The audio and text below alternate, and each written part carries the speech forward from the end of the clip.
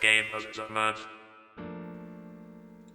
As much as I love the modern GTAs, you can't beat the classic PS2 gen GTAs. There really is something special about the game worlds of the PS2 gen GTAs. Each GTA was based off a real location, but with a huge fictional twist on them. The GTA cities were more themed around a real city, but were their own game world, rather than the modern GTAs being more of a one-to-one recreation of the real-life counterpart. GTA 3 was the first of the amazing PS2 trilogy, set in Liberty City, based off New York.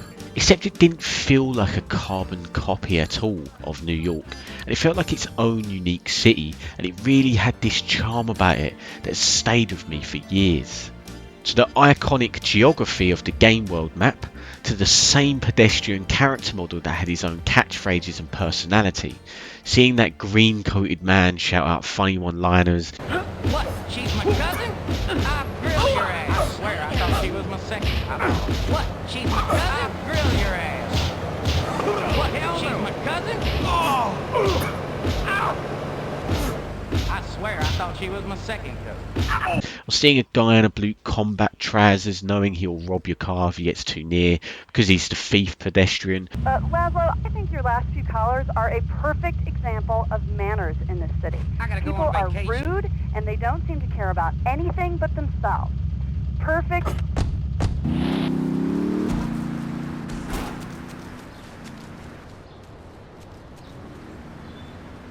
Or seeing a woman with blonde hair wearing red stockings knowing she is a prostitute, all added to the charm of the city. Seeing guys that look like they are from the Men in Black and running knowing it's the Italian mafia. Why? Well, because they were powerful. Powerful because they all equipped shotguns which were incredibly overpowered and could even blow up your car. It made them feel powerful and distinctive. Seeing the triads all dressed in blue in Chinatown gun you down with pistols and be able to shrug it off and not take them that seriously because they just equip baseball bats and pistols. They are the kind of cheesy characteristics that made GTA 3 the game it was to me and something that you'll never get again. GTA 3 was also the only GTA of the 3D era that really didn't have any landmarks emulating the city it was based off. Liberty City on GTA 3 felt more like it was its own fictional city, and for me, I felt like GTA 3 was the most original for that. The game had its problems though, which I had forgotten about. The modern GTAs do not suffer from these problems, making GTA 3's problems feel so much worse now. Bad shooting controls is the first problem, or more so the bad camera angles when trying to shoot. When facing tougher enemies with the overpowered M16, if you couldn't get the camera to swing around quick enough, you'd be walking around a corner blindly to get quickly mowed down. The sniper rifle was a must-have because of that, meaning you could pick them off before they could see you, so that you wouldn't get torn to shreds by the M16. The M16 was a really powerful gun, as powerful as a minigun. It felt like a similar gun in this game with a large amount of recoil and not having auto aim on it requiring you to manual aim, which made it difficult to use at times, but the enemies didn't have that problem and would lock onto you, wiping you out of it. The pro was that the AI would take a slight while to react and shoot you, giving you a chance to get them before they got you, if you could get the camera to position correctly. Were you planning on getting all those hidden packages? Make sure you get them before you complete the first island on Portland then, because the Mafia end up hating you, making it impossible to get anything in that area because you'll just end up getting blasted away with a powerhouse shotgun. Yet another flaw, the Mafia was so damn overpowered. It was cool though because it made you fear going in that area, but it also made doing certain things impossible, which sucked. It was also pretty clear that the game was a low budget game in comparison to Vice City and San Andreas. You had a voiceless character, the voice actors were low profile, and the dialogue didn't take itself too seriously, making the cutscenes very basic. No Renault licensed music with very little tracks in general, making the game low down on a production value.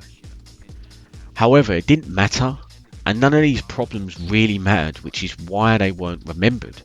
and which is why I completely forgot about these problems. It didn't matter because everything this game had achieved was so much more. The game was revolutionary, it changed gaming forever, and it was the first true 3D open world sandbox game where you could do whatever you want. I remember the old PS1 driver games. GTA 3 was almost like all your driver prayers answered but more. I remember playing driver thinking, wouldn't it be awesome to take that car there and then shoot all these people and then shoot enemies? It was almost like what driver wanted to be. The 3D open world of Liberty City was full of charm and life, with things to do, and wasn't just a game world you can mess around in, you could also take it seriously. You could also do police and taxi missions if you wished, or do rampage missions or story missions. They made use of the actual space you had, whereas Driver on the other hand tried to be an open world game but didn't have anything to do in it outside of the story missions. You could do the unthinkable in GTA 3, and there was almost no limits at the time, apart from not being able to swim. It was a game that was almost shocking to some and raised a lot of news headlines of it being so violent. There was something satisfying about shooting random people and jacking cars and causing absolute carnage in an open world that felt alive at the time. Doing things you wouldn't dare to do in real life for some reason was so fun to mess around being a dangerous psychopath in a video game. It added something new to the gaming space. For me and to many, GTA 3 will be remembered forever. It changed gaming forever. Hats off to Rockstar, the first game of the fantastic PS2 Grand Theft Auto trilogy. Grand Theft Auto 3, ladies and gentlemen. Let's go to the phones. Hello, caller. You're on Chatterbox. Laszlo, man, I was listening to that English wimp you were talking to earlier.